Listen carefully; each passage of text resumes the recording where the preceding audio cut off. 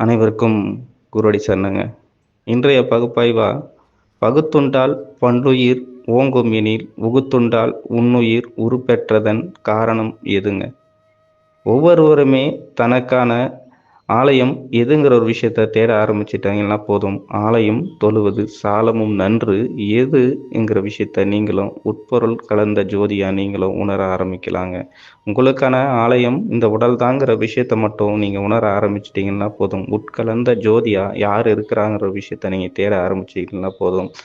நீங்களே மிகப்பெரிய ஒரு ஆலயமா மாறலாங்க. உங்களுக்கான விருட்சமா எது இருக்குங்கிற ஒரு விஷயத்த மட்டும் வீறிட்டு நீங்க பார்த்துட்டீங்கன்னா போதும். உங்களுக்கான விருட்சத்தின் கனவு கண்ட கைவினை பொருள் எதுங்கிற ஒரு விஷயத்த நீங்களே கைவினையா செய்ய ஆரம்பிச்சிடலாங்க.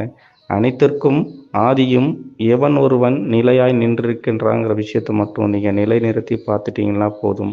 உங்களுக்குள் பகுத்து ஆயக்கூடிய அனைத்து விஷயமும் எதுங்கிற விஷயத்த நீங்களே ஒவ்வொரு நொடியுமே உணர ஆரம்பிச்சிடலாங்க.